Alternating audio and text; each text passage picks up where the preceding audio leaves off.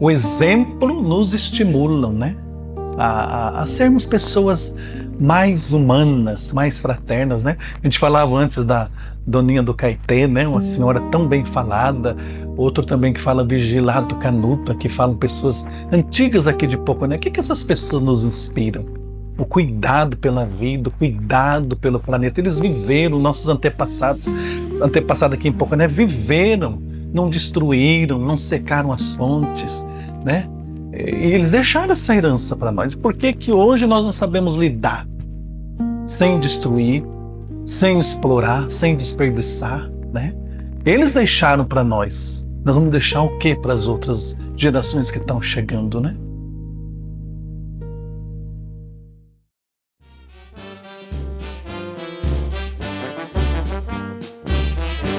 Sei que morro, mas o meu sangue e o sangue dos meus companheiros servirão de protesto contra os invasores da minha terra. Logo após essa frase, ele foi abatido na Guerra do Paraguai e faleceu. O Antônio João, ele era militar poconiano, entrou para o exército, ele foi destacado na região de Dourados, onde ele era o comandante, justamente na época da Guerra do Paraguai. Ele, como poconiano, como mato-grossense e brasileiro, ele resistiu à invasão dos paraguaios à nação brasileira. Isso há 1000 e alguma coisa aí para trás. E ele foi fundamental na resistência contra a invasão do Paraguai ao Brasil, né? Como militar, e é um poconiano. E eu acho que ele exerceu o seu papel de uma forma trágica, né? Ele veio a falecer, foi abatido nessa guerra, mas ele deixou um legado que nós, enquanto poconianos, enquanto mato-grossenses e brasileiros, temos que cumprir com a nossa missão, cumprir com a nossa função e bem representar a minha terra, o meu estado, o meu país. E ele fez isso com grandeza, com dedicação. Nós temos muitas personalidades que defenderam Poconé, que defenderam Mato Grosso, que defenderam o Brasil e que às vezes caem no universo do esquecimento, né? Então, essa oportunidade que você está oferecendo a Poconé, ao Mato Grosso e ao Brasil é muito interessante, porque nós vamos fazer reacender o culto àquelas personalidades que fizeram alguma coisa por nós. Eu entendo que a cavalhada é um culto aos nossos antecedentes, é um culto à nossa história. E a história do povo pantaneiro passa pela cavalhada, passa pelo descobrimento do Brasil, passa pela colonização de Mato Grosso. Então é a oportunidade que nós temos de valorizar esses personagens, os nossos mestres que trouxeram a cavalhada, os antigos fazendeiros que correram a cavalhada até chegar nos dias atuais. E numa das oportunidades, lá na cavalhada, eu sempre cito o Antônio João, que era um militar, e ali nós estamos representando o exército mouro e outros, o exército cristão. Eu faço questão de retratar esta personalidade poconiana e fez por nós, fez por Mato Grosso e fez pelo Brasil. Então eu faço questão de retratar sempre que posso essa frase do Antônio João lá. Antônio João Ribeiro representa para todos nós hoje o verdadeiro patriotismo. Foi um patriota, né? Primeiro tenente do Exército Brasileiro, que aos 41 anos derramou seu próprio sangue para defender o solo da nossa pátria, né? O Brasil, na época da Guerra do Paraguai, como conhecida, a Guerra da Tríplice Aliança, né? Onde o Brasil foi invadido pelo Exército Paraguaio. E Antônio João Ribeiro, aos 41 anos de idade, primeiro tenente, foi designado para fazer esse enfrentamento. Foram entrincheirados, né, numa fazenda na cidade de Dourados, né? Fazenda que hoje é um município, transformou-se num município de Mato Grosso do Sul, e o nome desse município é Antônio João Ribeiro. Hoje estou à frente da Junta de Serviço Militar, já há 16 anos, e a gente tenta passar para os jovens, né, esse espírito de patriotismo, de lealdade à pátria, que Antônio João Ribeiro demonstrou ao longo de sua vida e principalmente no ano da sua morte, né, onde ele morreu em 29/12/1864.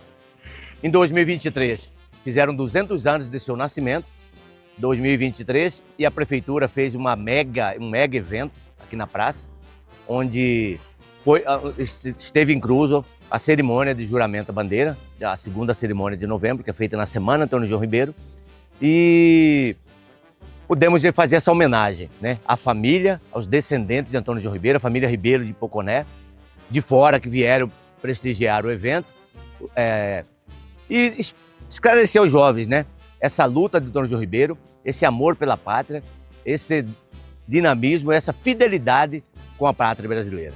Quando eu estive vereador, nós fizemos fizemos esse raciocínio. O que Antônio João Ribeiro representa para Poconé? Sendo poconeano, nascido em Poconé, e aos 41 anos morreu lá no Mato Grosso do Sul, que ainda era Mato Grosso só, era um estado só, defendendo a pátria, o solo da nossa pátria. E Poconé, infelizmente, né, é muito pequena a homenagem que ele levava. Então nós fizemos um projeto de lei na época, em 2011, instituindo a Semana Antônio João Ribeiro, que até hoje funciona todo ano, né? Até hoje, no mês de 23 a 30 de novembro. De lá para cá, todo ano a prefeitura realiza essa Semana Antônio João Ribeiro. Olha, aqui para nós, poconeanos, Frei Carlos é um santo. Agora, quando ele veio para cá, que terminava a missa, ele saía na casa das pessoas, ele tomava café na casa das pessoas, tomava chá, almoçava na casa das pessoas e cuidava dos doentes. Quando tinha uma pessoa doente, a gente ia lá, avisava ele ia na casa consultar a pessoa. Aí ele mesmo fabricava o remédio e trazia para a pessoa. Então, para nós, ele é considerado um santo. Muito bom, muito católico, muito fervoroso, caridoso. O Frei Carlos ajudou muito, porque ele tinha convivência com as famílias, né? Ele visitava, ele inventava coisa que ia acontecer na igreja, né? Para a família ir. Que a gente convidava ele para almoçar em casa da gente, ele ia almoçar. Então aí era a ordenação de Dom José de Lima, aquele ali. Aí eu convidei ele veio, ele e Padre Jaime vieram almoçar na minha casa, que tem aquela fotografia. Esse aqui eu que mandei ampliar para colocar aqui, para a gente não esquecer dele, do Frei Carlos.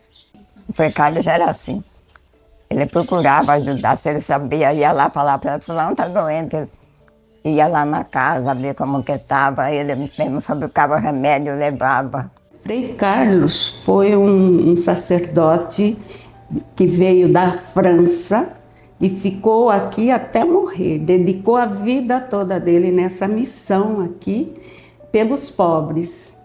E aí, então, ele fundou a Sociedade São Vicente de Paulo para ajudar, para fazer essa caridade. Então, ele sempre teve doações. Não era lar ainda, era só a sociedade. Sempre teve doações, tinha as pessoas que doavam para ele, para uma comissão que ele formou, para uma diretoria, e visitava a Casa dos Pobres, levava, tinha como se diz, as casas das famílias cadastradas, aquelas que mais precisavam. E a partir daí, nós tivemos essa coisa de, como aqui também é uma casa de caridade, da gente estar colocando o nome dele, honrando o nome dele, que foi uma pessoa que dedicou totalmente a essa causa, né? Ele fundou, como eu falei para você, essa Sociedade São Vicente de Paulo, que tem no mundo todo, que surgiu lá na França, e então ele trouxe para cá. Aqui, Mato Grosso, não tinha. A primeira associação foi formada aqui, em Poconé, e daqui que espalhou para Mato Grosso todo. Ele tinha um pêndulo que ele usava como para ver o problema de doença da pessoa. Ele punha o pêndulo, conforme o pêndulo fazia, ele sabia o problema. E então ele dava remédio de raízes, e ele mandava lá para a França as raízes, as folhas, as coisas daqui de Poconé para lá, para ser estudo científico, e aí que mandava para ele, aqui ele dedicava às pessoas de acordo com o que veio de lá. Frei Carlos Valete foi um dos primeiros freis que chegaram aqui no Mato Grosso, que vieram de Albi, da França. Primeiro chegaram em Cuiabá, né, cujo superior era o Frei Ambrósio da Ide, chegaram na região de Cuiabá. Inclusive aquela igreja Bom Despacho foi os nossos primeiros freis que construíram. Depois, devido à missão, partiram para outros campos, né? Então, Cáceres, Poconé, depois mais para frente Guajará-Mirim. E o Frei Carlos Valete é um desses que vieram, né, nessa primeira empreitada das missões franciscanas aqui no Mato Grosso. Francês, né? Francês, um homem dedicado, né, à causa, sobretudo dos mais pobres, né? A tradição dele aqui em Poconé era a visita de casa em casa, né? Frei Carlos, ele visitava as famílias. Isso aí ficou muito forte para o povo poconeano. Os mais antigos, alguns ainda que sobrevivem, né? São os mais idosos que conviveram, que eram crianças e hoje são idosos. Eles contam isso, né? Que a lembrança de Frei Carlos era ele visitando as famílias, né, poconeanas, de casa em casa, nas ruas, né, nos bairros, e essa tradição, né, que a gente escuta muito. Por outro lado, também escuta falar muito dele sobre as ervas medicinais. Então, assim, a herança de Frei Carlos para Poconé foi, assim, o cultivo e encontrar nas ervas medicinais a cura. E então o Frei Carlos Valete é essa lembrança, a questão da visita nas famílias, a missão de casa em casa e o trato com as ervas. Então, as ervas medicinais eram muito procurado, né, para curas de doenças, né, de enfermidades, através das ervas medicinais. Vou buscando amor por caminhos sem fim, companheiro dos ventos que me falam de ti. Ao silêncio da noite, beira as águas do mar, perguntei a chorar, o amor onde está? Aí eu vim aqui para Poconé, isso tem em 2003, eu era diácono, né, era 28 anos, tinha acabado de ser ordenado diácono, que é o estágio antes de ser sacerdote. E quem me acolheu aqui foi o Frei Joaquim, né, chamava muito Padre Joaquim, e também o Frei José Maria, que já moravam aqui. Mas o Frei Joaquim, ele estava aqui em Poconé desde, né, da sua juventude. Ele veio para cá em 70, né, nos anos de 70. E eu tive a graça de conviver com ele, né, e tudo o que aconteceu, o acidente, a situação, eu estava por aqui. Eu era pároco, né, era padre novo, mas já era pároco aqui em Poconé. E eu convivi com ele, assim, meu sacerdócio tudo, eu passei com ele, né, junto com ele, e escutando, né, a sua vida, seu testemunho de vida, porque é como o Frei Carlos, que veio da França, que trouxe toda a sua vida, a sua história para dedicar aqui no Mato Grosso. Joaquim veio da Espanha, né, trouxe toda a sua história, a sua vida, para dedicar a sua vida aqui no Mato Grosso, né, sobretudo aqui em Poconé. Então, assim, a memória que eu tenho de Joaquim é uma doação perene, constante pelo povo de Poconé. Quando ele chegou aqui na igreja de Poconé, em 70, era uma igreja ainda, né, muito ainda limitada na questão da evangelização, né? E Joaquim foi para a praça, né? Também foi para a rua cantar, tocar violão, né? Agregando o pessoal do coral, porque o canto e a música atraem os mais jovens, né? E também aqueles de meia idade, mais idosos, que conheceram Joaquim, fala dele disso, né? Assim, a inovação que ele trouxe para Poconé na questão da evangelização. Ele era um padre enculturado, embora não sendo brasileiro nem mato-grossense, muito menos poconiano, mas ele encarnou a realidade, né, do Mato Grosso de Poconé. Então são, assim, exemplos que nos estimulam na causa do bem, Não importa a religião, não importa o credo, não importa o que você acredita, importa que o exemplo da pessoa te estimule a ser melhor.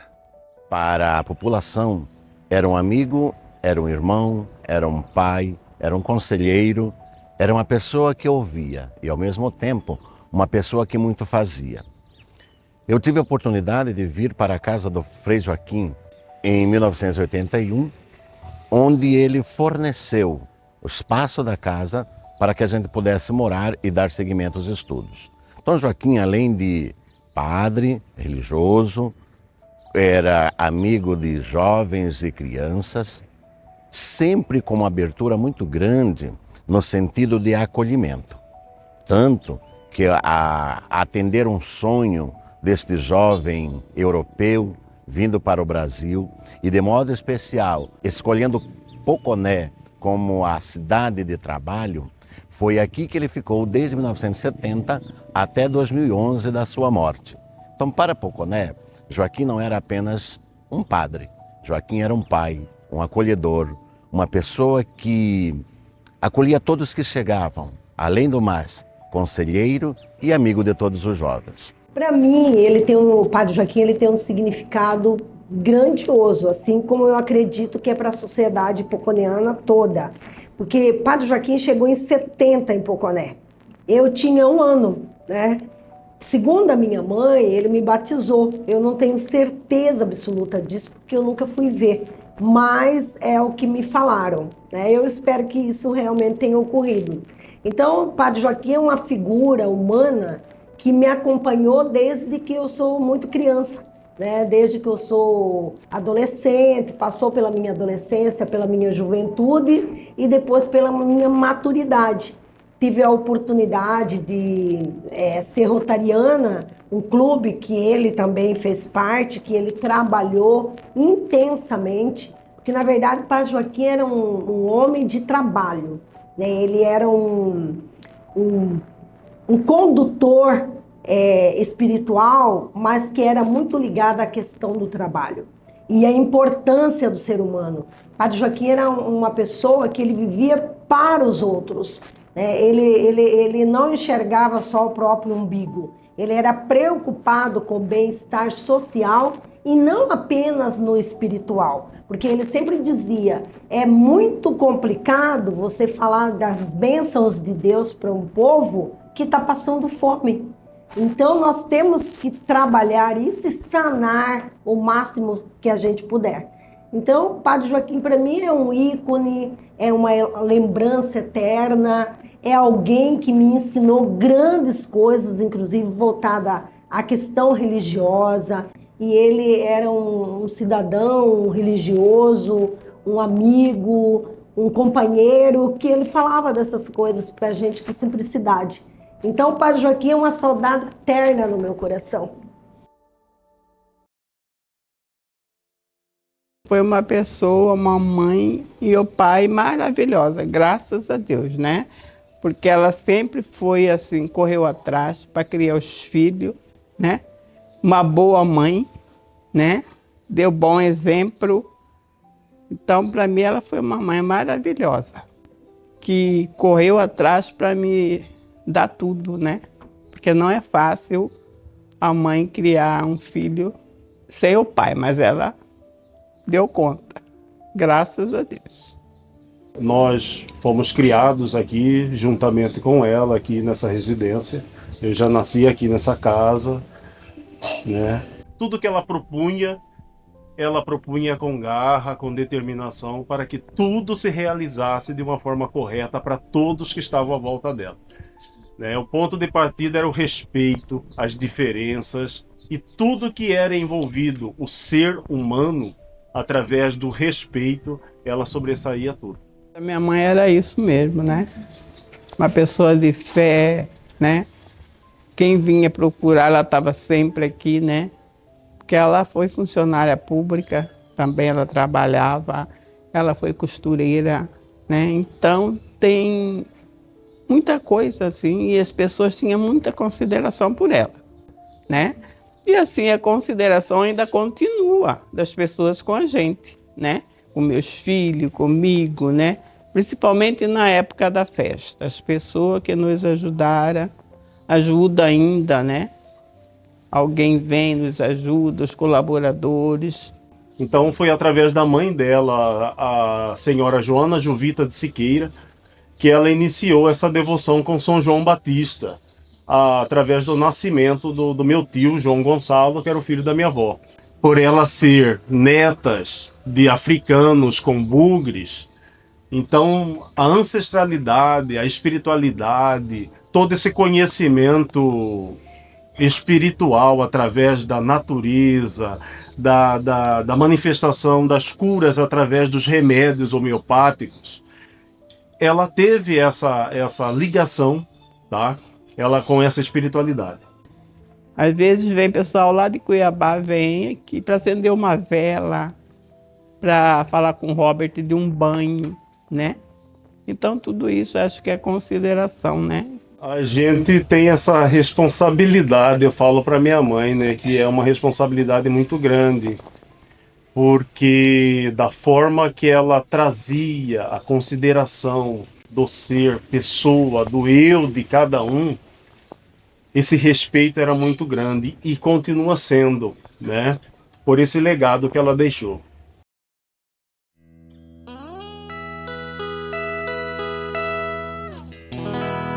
Ei, amigo, toque uma lambada, que eu estou querendo me esquentar. Eu convivi um bom tempo com o Chico Gil, né? Tive o prazer de apresentar ele no Tulipão, Canecão, Ponto Alto, Terraço, Globo Show, Rosário Oeste. Estive com ele em Rosário Oeste, apresentando. Vi o carinho do público com ele. E hoje o Chico Gil, ele continua sendo uma referência para todos dessa área do lambadão, para todos os lambadeiros da cidade de Cuiabá, de Várzea Grande, da Baixada Cuiabana. Ele é a referência ainda hoje, as pessoas gostam dele, as pessoas pedem as músicas dele na Rádio Biri FM. Às vezes eu saio na rua e as pessoas falam, olha, você tem que tocar mais as músicas de Chico Gil. O pessoal realmente pede as músicas do Chico Gil. O Chico Gil é um grande... Hoje, um reconhecimento que o público tem dele, dos músicos, né, que inspirou nele e continua hoje nas bandas tocando, ele vai ser eternamente o rei do lambadão. Na época, ele só cantava as músicas da autoria dele, ele escrevia, os familiares dele sempre ajudou ele a escrever, né, fazer as letras, e ele criava os arranjos também, juntamente com os músicos dele, que tinha músico de qualidade. Então, o reconhecimento que veio como o rei do lambadão é justamente porque ele escrevia suas próprias músicas, ele cantava as músicas dele. Então, esse é o diferencial do saudoso Chico Gil. E eu que convivi com ele, eu vi que foi uma luta grande para ele gravar o primeiro CD dele, porque ele gravou primeiro uma fita cassete, né? Eu lembro quando ele gravou essa fita cassete. Ele participou de alguns festivais aqui na Praça da Matriz, que eu estive também, presenciei, né, fazendo dupla. E ele foi até vaiado uma vez aqui na praça. Ou seja, isso realmente faz dele hoje o eterno rei do lambadão, porque ele começou lá no começo, foi vaiado e depois teve o reconhecimento como rei do lambadão. Bom, Chico Gil foi uma pessoa assim que eu não tive muito contato, né? Mais profissionalmente, que a gente tocou junto. E assim, como ele era um pouco já mais velho do que eu, né? Então assim a gente teve um contato mais de palco mesmo. Mas tudo que eu pude apurar, tudo que eu pude conversar com ele, né, em relação à musicalidade dele, né, que ele sempre falava que um dia ele ia ser um músico que ia tocar, ia cantar só as músicas dele durante a noite toda. E isso praticamente ele fez, né? Que a gente acompanhou ele muito tempo nos bailes que a gente fazia em Cuiabá, Santo Antônio, Livramento, enfim, por onde a banda Estrela d'Alva ia, que eu fazia parte, né? E faço parte ainda, ele sempre estava conosco. E era uma pessoa assim muito simples, né? Ele era um cara muito simples, muito dedicado à família, né? Andava bastante, né? Ele gostava de viajar sozinho, várias vezes nós viemos nas madrugadas, que eu tinha que voltar para Poconé para trabalhar, então eu sempre fazia companhia para ele no carro, então a gente sempre vinha conversando um pouco, né, sobre as andanças que a gente vinha fazendo, por onde a gente passava. Se você tocar lambadão e não falar em Chico Gil, não existe, né? Chico Gil hoje ele é assim, eu vou dizer, não vou falar que é a principal figura, mas é um dos maiores, né? Tanto que ele ficou conhecido como o rei do lambadão, porque as músicas dele, né, marcaram época, até hoje, né?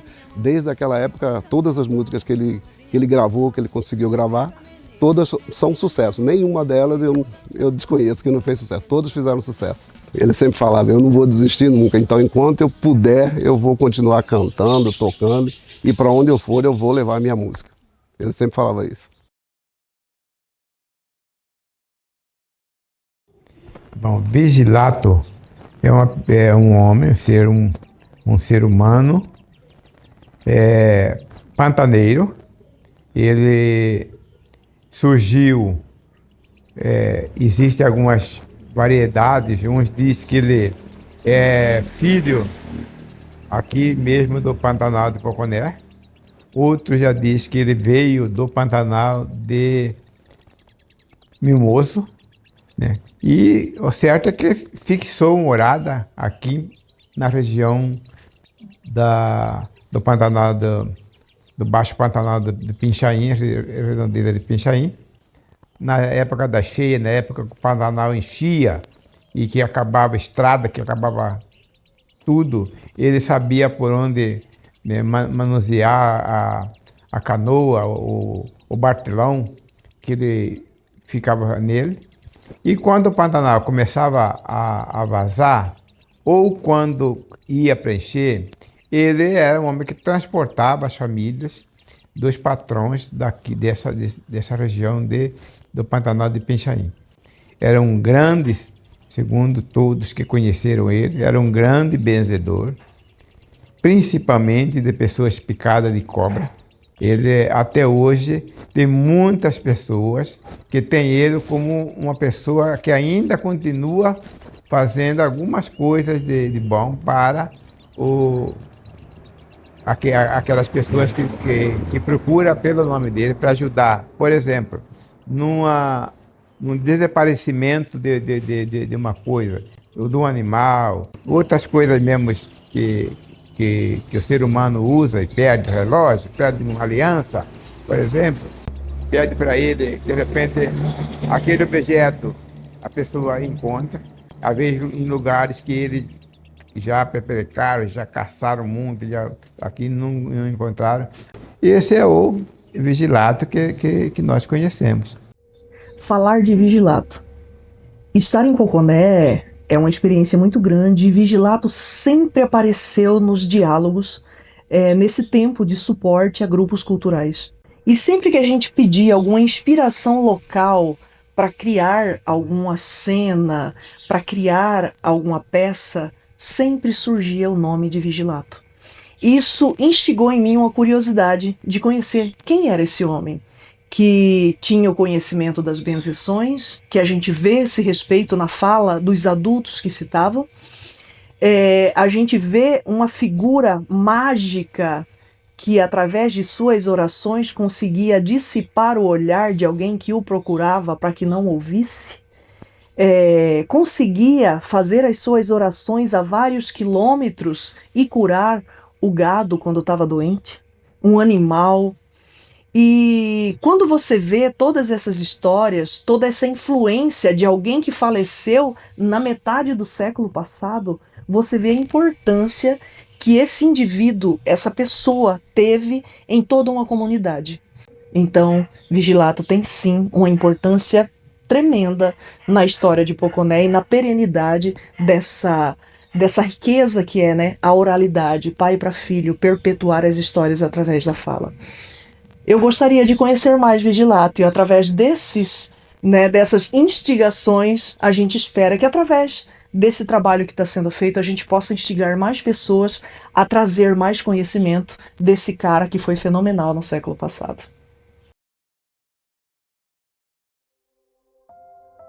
Doninha do Caeté é uma figura muito respeitada no nosso município, conhecida a nível de Mato Grosso, a nível de Brasil. Tanto é que vem várias pessoas adeptos de Doninha do Caeté pedi lá na capela, lá no Tanque Novo, né, que a gente chama, pedi por uma graça, né? A gente chama assim de graça. E aí, Doninha do Caeté, ela foi uma mulher muito batalhadora aqui no nosso município, que fazia previsão aqui das pessoas, o que ia acontecer no nosso município. Então, essa figura do Doninha do Caeté, ela ultrapassou de gerações para geração aqui no nosso município.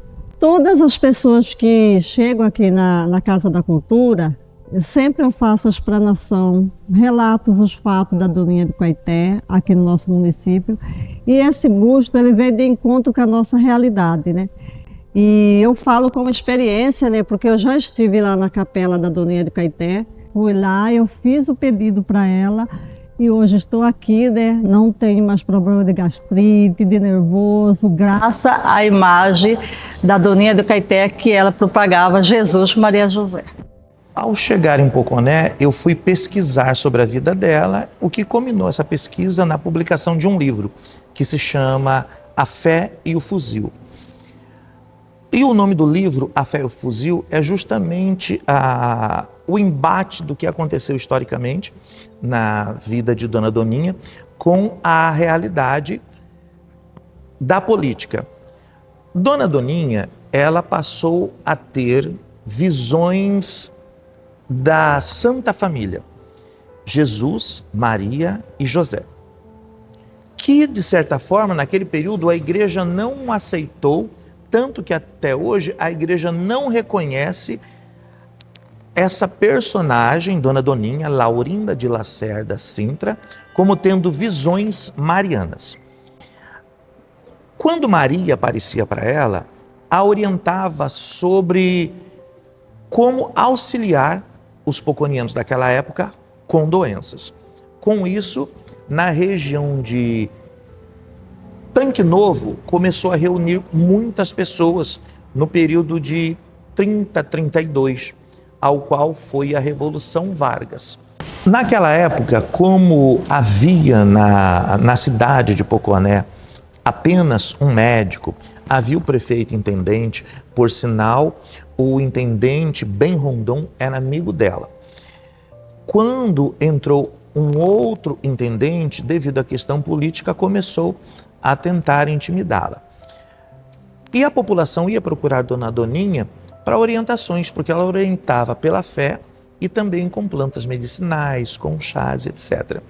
Acontecendo a guerrilha da época, a invasão militar, que veio a chefatura de polícia do governo federal para cá para prendê-la. Ela foi presa, ela ficou presa por um período onde hoje é o Instituto Dom Aquino de Reabilitação, lá em Cuiabá, e ela era torturada onde hoje é o Sesc Arsenal, que ali era o aparato militar do Exército.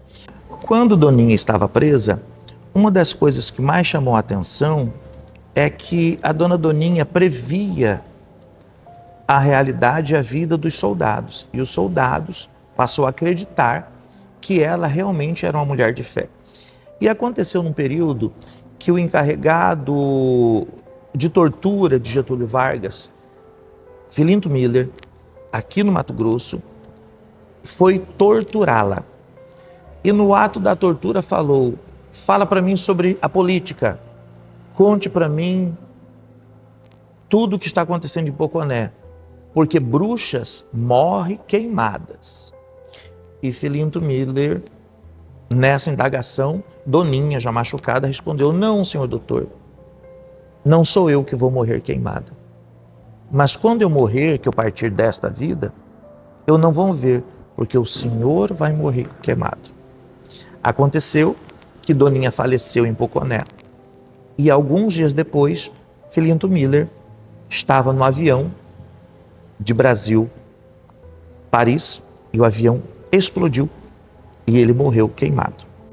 Essas várias histórias de Dona Doninha do Caeté faz com que muitos, hoje, benzedeiros, muitas benzendeiras, sigam esse caminho, porque eles foram benzidos por Dona Doninha, aprenderam remédios homeopáticos por Dona Doninha, há uma fé muito grande, e há 3 manifestações de curas através de Dona Doninha.